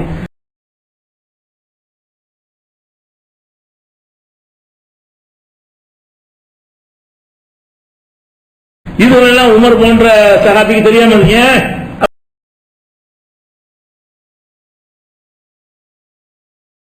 அப்ப தொகுப்பு இல்ல, திட்டனா இல்ல, புக்கா இல்ல.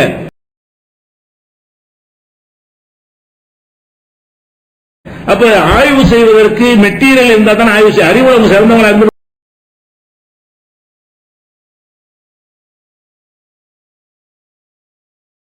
போறாங்க. மேற்று வேணும்ல.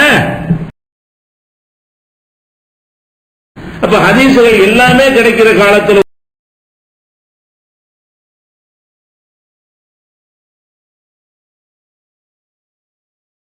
உள்ளவங்களுக்கு நல்ல ஆய்வு செய்ய முடியுமா? 10 ஹதீஸ் வச்சுக்கிறவங்களும் ஆய்வு செய்ய முடியுமா? எந்த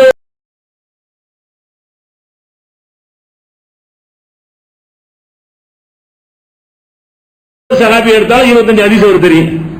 அனைவரும் சேர்ந்து சொன்னாங்க, அது நம்மள்ட்ட இருக்கு. அனைத்து சஹாபாக்கள் அறிவித்த ஹதீஸ்கள் இப்ப நம்ம கையில் வச்சிட்டு இருக்கிறோம். ரசூலுல்லாஹ் காலத்தில் சஹாபாக்கள் நிலைமை என்ன? இவருக்கு 25 ஹதீஸ் தெரியும், இவருக்கு 50 தெரியும், அவருக்கு 100 தெரியும். அதுக்குள்ள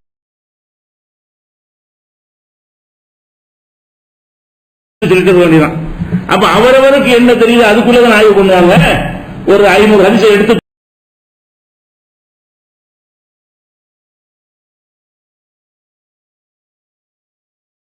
ஆய்வு செய்வதற்கான வசதி இருந்துச்சா? வசதியும் வாய்ப்பும் தானே ஆய்வு அதிகரிக்கும்.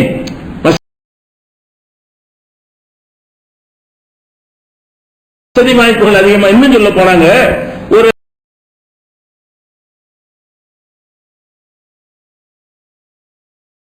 ஒரு 20 ஆண்டுகளுக்கு முன்னாடி எல்லாம் ஒரு ஹதீஸை நம்ம தேடுறதா இருந்தா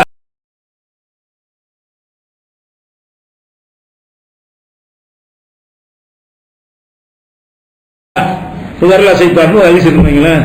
இது தேர்றாந்தா ஒவ்வொரு கிதாபையா இருக்கும். அந்த ஹதீஸை கண்டுபிடிக்கிறது கிட்டத்தட்ட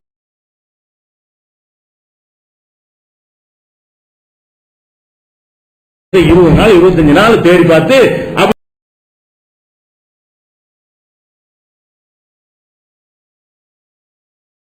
ஹதீஸ் கண்டுபிடிக்கிறோம். ஒரு 20 வருஷத்துக்கு முன்னாடி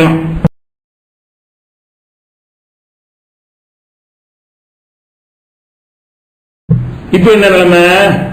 இப்ப 4000 7000 ஹதீஸ் சாப்டர்ல வச்சுட்டாங்க. இவ ஹர்ரி கொண்டு அடிச்சோம்னா டக்கு அடிச்சு விட்டு இத்தனை கிதாபுல இந்த வாலிபுல இந்த பக்கத்தில் இருக்கிற பெண்ணு வேலை வச்சிடறோம். இப்ப என்னுடைய ஒரு 5 நிமிஷத்தில்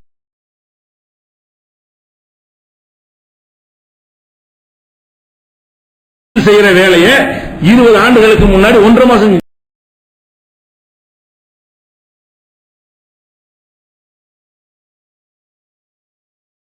இருக்கும்.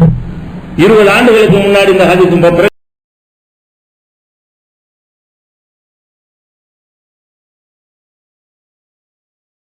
பிரச்சாரத்தை துவக்கிற காலத்துல 1.5 மாசம் 2 மாசம் எல்லாம்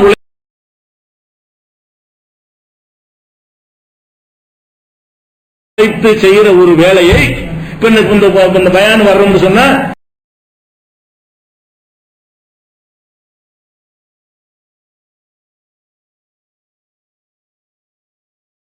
இதுல பெரிய மனக்கெல்லாம் கிடையாது.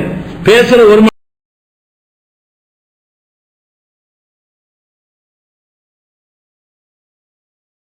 நேரமா இருக்கு. நான் 20 நிமிஷம் தான் ஒதுக்குறது. டெய்லி 20 நிமிஷம்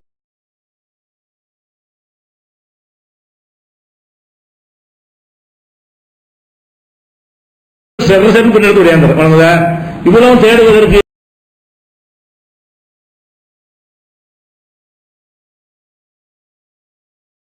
அறிவில் அவங்க குடும்பம்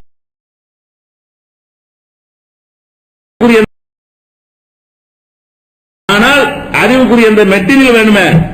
மெட்டீரியல் புக் இருந்தா தானே ஒரு அர்த்தம் இருக்குன்னு யாருக்கு விளங்குது? நமக்கு விளங்குது.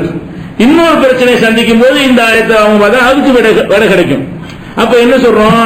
அந்த செயற்கை முறையில் கருவுற்று பண்ணுவதாக இருந்தால் கணவனுடைய விந்தை எடுத்து மனைவிக்கு வைத்து செய்வது மார்க்கத்தில் குற்றம் கிடையாது. மற்றவனுடைய விந்தை எடுத்து செயற்கை முறையில் குழந்தை உற்பத்தி பண்ணீர்களே ஆனால் அது குற்றமாயிரும். கணவனுக்குத்தான் மனைவி விளைநிலம் என்று குர்ஆன் சொல்கிறது. அப்படின்னு இந்த ஆயத்தை வச்சு ஃபத்வா கொடுக்கிறோமா இல்லையா? இது இவ்வளவு விளங்கணும். இந்த விளக்கம் அன்றைக்கு இருந்திருக்குமா? அப்ப காலம் தான் விளக்குது. இந்த சந்தர்ப்பங்கள் இதுக்குள்ள அர்த்தம் உலகம் இருக்குதான் விளக்கி காட்டுதா இல்லையா? அதே மாதிரி எடுத்துக்கிட்டோம்னு சொன்னா இன்னும் புரிஞ்சுக்கிறதுக்காக சொல்றேன்.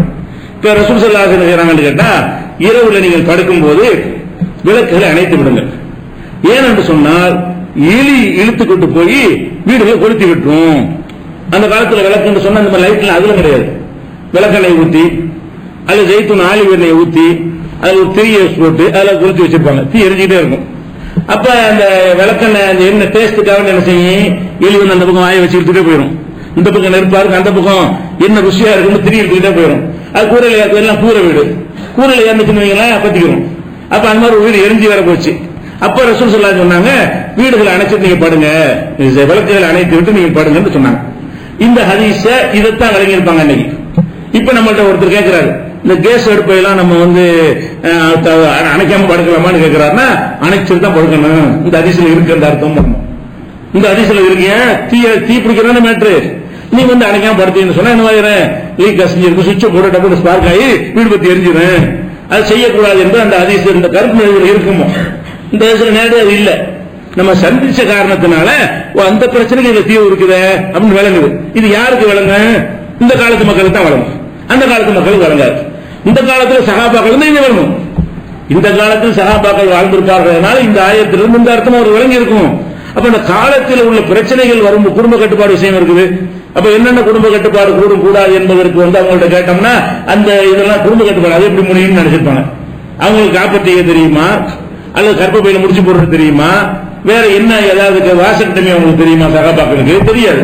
இப்போ விஷயங்கள் இருக்க எது கூடும் கூடாதுன்னு கேட்டோம்னு சொன்னா நம்ம அந்த ஹதீஸ் ரசூலுல்லாஹ் காலத்துல அஜில் வச்சிருந்தாங்கல்ல, அந்த ஹதீஸை வைத்துக் கொண்டு கூடும் கூடாதுன்னு பிரிச்சு எடுத்துருவோம், ஈஸியா எடுத்துட்டு போயிடும்.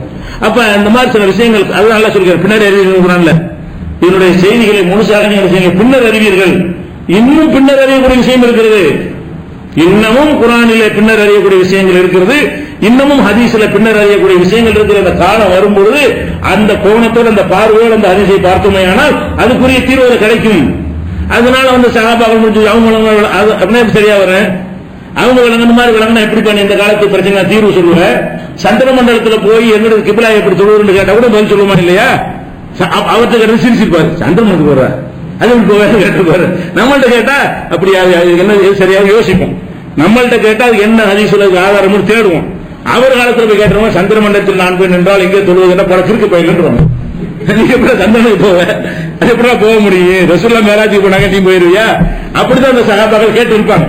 அப்ப அவங்களுக்கு சிந்தனை ஓடாது, நமக்கு ஓடுது, போயிட்டானே போக முடியும்னு காட்டுறானே. அப்ப அதுக்கு ஒரு தீர்வு சொல்லணுமா இல்லையா? இது மாதிரி 6 மாசம் பகல் 6 மாசம் இரவா இருந்தா என்ன செய்யறதுன்னு கேட்டா என்ன செய்வார் அவரு? 6 மாசம் பகல் 6 போய் அழைப்பது, 6 மாசம் பகல் 6 மாசம் இரவா இருக்கிறது அவர் தெரியுமா சஹாபிக்கு? இப்ப நம்ம கேட்கிற பல்கேரியா எப்படி பெறுவது? 6 மாசம் பகலாவே இருக்கு, 6 மாசம் இரவாவே இருக்குன்னு கேட்டா நம்ம யோசிப்போம். அப்படின்னா ஒரு தீர்வு சொல்லணுமே, ஹதீஸ் இருக்க தேடுவோம், தேடி பார்த்து அதுக்கு தீர்வு சொல்லுவோம். ஹதீஸ் தான் சொல்லுவோம், குர்ஆன்ல தான் சொல்லுவோம். அது இருக்கிற அந்த அர்த்தம் இருக்குது. அல்லாஹ்வுடைய வேதம் கியாமத் நாள் வரைக்கும் உள்ள வேதமா இருக்கனால அதுக்கு ஏற்றவாறு வார்த்தைகளை பொருத்தம் வச்சிருக்கலாம். அந்த நேரம் வரும்போது பார்த்தா அது இருக்கிறது தெரியும். அந்த நேரம் வராம பார்த்தா மேலோட்டமான அர்த்தம் தெரியும்.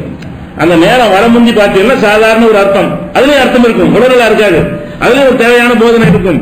நேரம் வந்தவனு பார்த்தீங்கன்னா எக்ஸ்ட்ரா கூடுதல் விளக்கமாக கிடைக்கும். இது விளங்காம சஹாபாக்கள் விளங்கினாதான் நம்ம விளங்க முடியும். சஹாபாக்களை நீ கூட விளங்க முடியுமா? எப்படி கூட விளங்க முடியும்? ரசூலுல்லாஹ் சொல்றாங்க, வாய்ப்பு நமக்கு தானே இருக்கு, அவங்க நமக்கு தானே சிந்திக்க முடியும். அப்ப இந்த இது விளங்காம என்ன செய்யறாங்க? சஹாபாக்கள் புரிந்து கொள்ள வேண்டும். இப்படி ஒரு கான்செப்ட்லாம் நிக்கவே நிக்காது. சஹாபாக்களுடைய எவ்வளவு சிறப்பை அவர்கள் சொன்னாலும், அவங்களுடைய அறிவு திறமைக்கு 1000 ஆதாரங்களை காட்டினாலும் அந்த வாதம் நிக்காது. ஏன் என்று கேட்டால் அறிவு திறமையை பயன்படுத்துவதற்கு சாதனங்கள் வேணும், மெட்டீரியல் வேணும், நூல்கள் வேணும், ரெஃபரன்ஸுக்கு என்ன செய்யணும், ரெக்கார்டுகள் வேணும். அது அவங்கள்ட்ட இல்ல, நம்மள்ட்ட இருக்குது. இருக்கக்கூடியவர்கள் நன்கு அறிந்து கொள்ளக்கூடியவர்களாக இருக்கிறோம், விளங்குகிறோம். அதனால இப்ப சஹாபாக்களை பின்பற்றுவது என்பதற்கு எந்தவித முகாந்திரமும் கிடையாது, ஆதாரம் கிடையாது என்று வழங்கிக் கொண்டோம். அடுத்ததாக இந்த சமூகத்தில் பெரிய பாதிப்பை இந்த சஹாபாக்களை பின்பற்றலாம் கூட இந்த ஒரு சின்ன கூட்டத்தில் இருக்குது. அதிகமான மக்களை தாக்கத்துக்கு உள்ளாக்கிறது கேட்டீங்கன்னா மதுஹப் தான். மதுஹப் இல்லாமல் வாழ முடியாதுங்கிற அளவுக்கு ஆக்கிட்டாங்க. அந்த போட்டில் இருக்கிற அளவுக்கு 4 மதுஹப்களில் ஒன்றை பின்பற்றாவிட்டால் பள்ளிவாசலுக்கு வராத, எவ்வளவு பெரிய தாக்கத்தை ஏற்படுத்தியிருக்கு.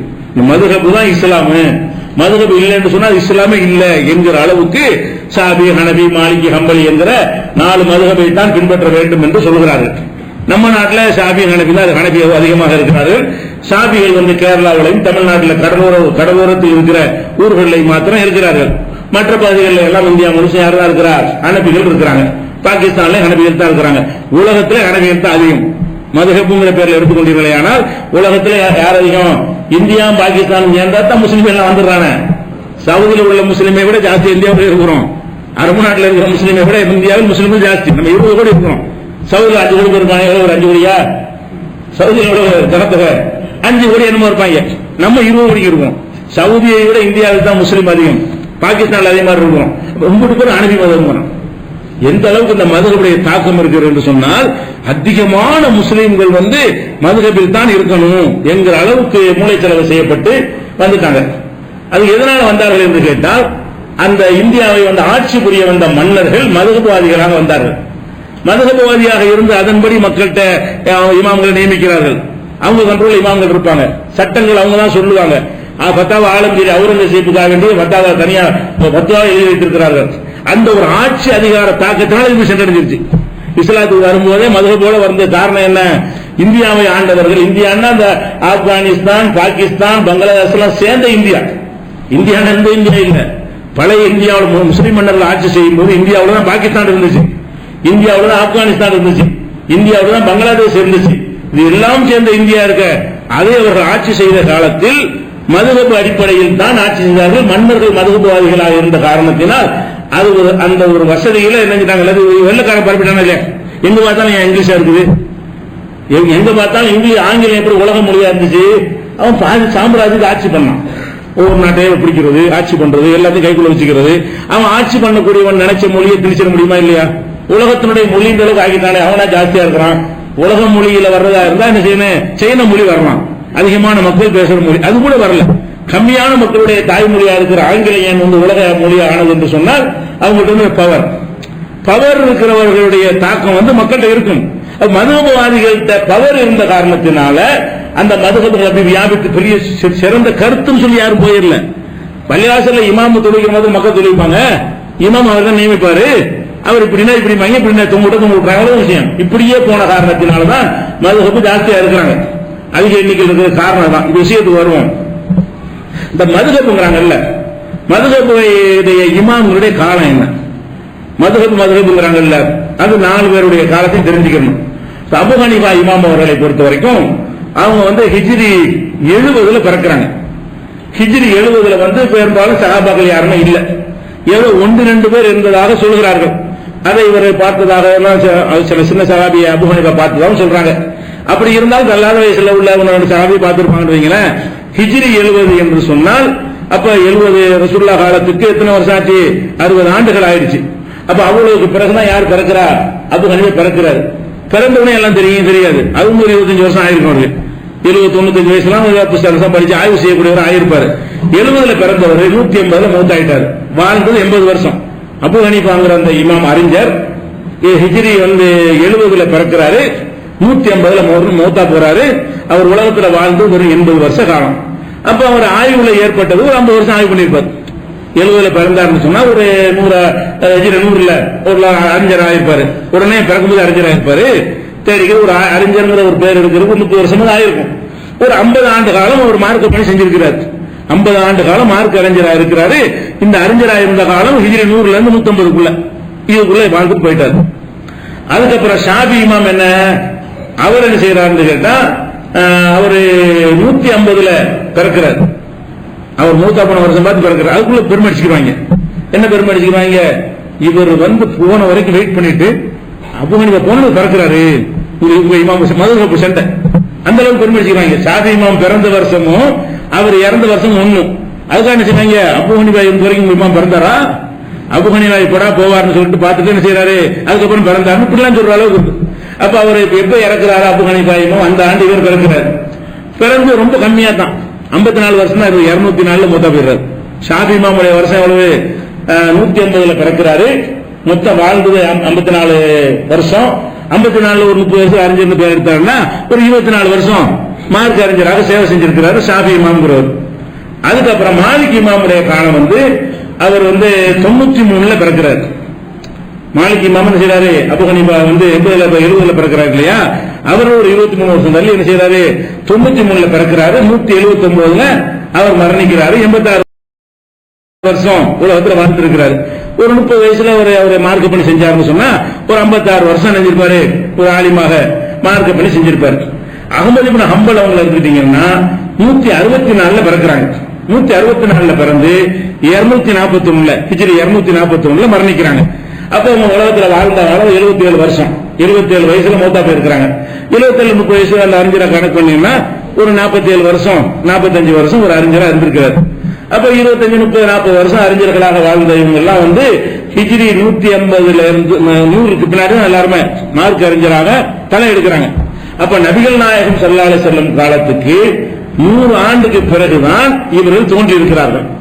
அப்ப 100 ஆண்டுக்கு முந்தி வாழ்ந்தவங்க எந்த மதுஹபை பின்பற்றினாங்க? மதுஹபு ரொம்ப அவசியம் சொன்னா இவங்க பிறந்ததே ஹிஜ்ரி 70 அறிஞராக 100 ஆயிடுச்சு. அப்ப 100ல தான் மார்க் அறிஞருங்கிற மாதிரியான ஒரு பேரும் புகழும் அவங்களுக்கு அடங்கி இருப்பாங்க. அப்ப 100 ஆண்டுக்கு பிறகு வந்த ஒன்று எப்படி இஸ்லாம் இப்படி சிந்திக்க மாட்டாங்களா? ரசூலுல்லாஹ் காலத்துக்கு 100 வருஷத்துக்கு பிந்தி, 150 வருஷத்துக்கு பிந்தி, 200 வருஷத்துக்கு பிந்தி வந்த ஒரு ஆட்கள் சொன்ன கருத்து எப்படி மார்க்கம் ஆகி இருக்கும்? அப்ப இதெல்லாம் எப்படி இஸ்லாத்தினுடைய இவங்க சொல்வதெல்லாம் தீர்ப்பு கரெக்டா இருந்திருக்கு அப்படின்னு சிந்திச்சிருந்தார்கள் கூட வந்திருக்காது. ஆனா விளங்காம எனக்கு அந்த பவர் இருந்த காரணம், அதிகாரிகள் ஆட்சியாளர்கள் இந்த அறிஞர்கள் கைக்குள்ள போட்டு வச்சிருந்த காரணத்தினால, அவங்களுடைய சித்தாந்தத்தை அப்படி பரப்புன காரணத்தினால அவங்களுடைய புகழ் எங்க பார்த்தாலும் பரப்பப்பட்டு விட்டதே தவிர சிந்தித்து பார்த்தெல்லாம் யாரும் ஷாபியை நான் ஷாபி தான் சரியான மதுஹப், நான் ஆராய்ச்சி பண்ணி சேர்ந்தேன்லாம் எவரும் சேர்ந்து கிடையாது. இங்க இருக்கிற ஷாபி ஹனபிக்காரங்கள ஏன்டா ஷாபி எங்க வீட்டுல அப்படி சொல்லி தந்தாங்கம்மா, நீ ஏன்டா ஹனபி, அப்படித்தான் எங்க வீட்டுல நாங்க அத்தா விட்டு எங்க ஊர்ல சொல்லுவாங்க, ஹனபின்னு அத்தா விட்ட ஆளுங்க, ஷாபின்னா வாப்பாண்டு கூப்பிட்டா ஷாபியா, அத்தாண்டு கூப்பிட்டா ஹனபி. பெத்த தகப்பனாருங்க வாப்பாண்டு கூப்பிடுறவங்க யாரு ஷாபியா, பெத்த தகப்பனார் அத்தாண்டு கூப்பிட்டா ஹனபி. இதுதான் சொல்லி தந்தீங்க. ஆராய்ச்சி பண்ணி இவர் தான் பெரிய அறிஞர், ரெண்டு கம்பேர் பண்ணி அப்படி ஆகிக்கிட்டோம். அப்படித்தான் எல்லாரும் ஆனாங்க. நீங்க எப்படி ஆனீங்களோ அப்படித்தான் ஆனார்களே தவிர இது பெரிய ஆரோக்கியமண்டுக்கு அப்புறம் நம்ம இந்த மதம் தேர்ந்தெடுத்துக் கொள்ள பிறக்கும் போது திணிக்கப்பட்ட ஒரு விஷயங்கள். அந்த அடிப்படையில் நம்ம என்ன பாக்குறோம்னு கேட்டா, சஹாபாக்களை பின்பற்றணுங்கிறதே நிக்கலன்னா இவங்களோட பின்பற்றுறது, இப்ப சஹாபாக்களை பின்பற்றுறது பேசணுமே அதுவே நிக்கலன்னு சொன்னா இவங்க எல்லாம் எப்படி அதை விட நல்லா கரெக்டா இருப்பாங்களா? அவங்கள்ட்ட கூட சொன்னோம்ல, அதெல்லாம் வச்சுக்கிறங்க. சஹாபாக்களுக்கு சொன்னதை விட ஒரு பாதியாவது கூட இருக்குமா எங்களுக்கு பலவீனம்? சஹாபாக்கள்கிட்ட 100 தவறை காட்டணும்னு சொன்னா 250 தவறு இருக்கு. அப்ப 100 தவறு வரக்கூடியவரை ஃபாலோ பண்ணக்கூடாதுன்னா 200 தவறு வரக்கூடிய எப்படி ஃபாலோ பண்ணுவீங்க? அப்ப சஹாபாக்களுக்கு சொன்ன எல்லா வாதங்களுமே சஹாபாக்கள் காலம் முடிந்த பிறகு வந்த இவர்களுக்கு எப்படி இருக்கும், எப்படி அவங்களுக்கு மார்க்கத்தில் அத்தாட்சி ஆவார்கள் அப்படின்னு சிந்திச்சு பார்த்தோமையானால் அப்ப இதுவும் மதுஹபுக்கு எந்த ஒரு கிரவும் கிடையாது. அது ஒண்ணு நினைக்கணும். அடுத்ததான் என்னன்னு கேட்டா, அந்த மதுஹபை சொல்றாங்கல்ல அவங்க இமாம்கள் உண்டாக்கணும் இல்ல, அது நல்லா விளைக்கணும். இப்ப ஹனபி மதுஹப்ங்கறாங்களே, அபு ஹனீஃபாங்கிறவர் அப்படி மதுஹப் உண்டாக்கி இப்ப தமிழ்நாடு தௌஹீத் ஜமாத்தை நம்ம உண்டாக்கி இருக்கிறோம். அப்படி ஒரு உண்டாக்குற இயக்கத்தை அவரெல்லாம் உண்டாக்க கிடையாது. அவர் அவர் நல்ல ஒரு லாஜிக்கா பேசக்கூடிய ஒரு அறிஞர். அவருக்கு அபு ஹனீஃபா ஒரு நல்ல கூர்மையான அறிவு படைத்தவர், எல்லாமே லாஜிக்காவே நிறைய பேசுவார். அப்படி பேசக்கூடிய அறிஞரா இருக்கும்போது அவருக்கு நிறைய மாணவர்கள் என்ன செய்வாங்க, நல்ல அறிஞர்கள் படிப்பாங்க, நிறைய திறமையான மாணவர்கள் கிடைச்சாங்க. அந்த மாணவர்கள் திறமையானவர்களா இருக்க அவங்க என்ன செஞ்சாங்க, எங்களை அபு ஹனீஃபா சொன்னாங்க. அப்படி எடுத்து காட்டி பின்னாடி உண்டானது. அபு ஹனீஃபா என்பவர் ஹனபி மதுஹப் என்பதை உண்டாக்கவில்லை. ஷாஃபி இமாம் என்பவர் என்ன செய்யல, ஷாஃபி மதுஹப் எல்லாம் உண்டாக்கவில்லை. தன் காலத்தில் அறிஞராக இருந்து மக்களுக்கு என்ன செஞ்சாங்க, பயணம் பண்ணிட்டு இருப்பாங்க இல்ல, அந்த வேலைதான் செஞ்சாங்க. அவர்கள்ட்ட மாணவர்கள் அதிகமாக சேரக்கூடியவர்களுக்கு என்ன செய்யணும், அவங்களுடைய கருத்து உலகத்தில் போவதற்கு உதவியாக இருக்கும். இப்ப இமாம்கள் என்ன அவங்க என்ன சொன்னாங்க, அதுக்கு பாருங்க மதுஹப்னு சொன்னாங்கல்ல, அதுக்கு இமாமுக்கு சம்பந்தம் இல்லை என்பதற்கு முதல்ல வழங்கிக் கொள்ளணும். முடிஞ்சிட்டோம். சரி, இந்த விஷயங்கள் இன்ஷா அல்லாஹ் அதுதான் வரணும். இந்த மதுஹபுடைய இமாம்கள் மதுஹபை உண்டாக்கவில்லை என்பதையும், மதுஹப்ங்கிறது எந்த வகையிலும் இஸ்லாத்துக்கு உடன்பாடானது இல்லை என்பதை இன்ஷா அல்லாஹ் நாளைக்கு அதிகமான சான்றுகள் அறிந்து கொள்ளும்.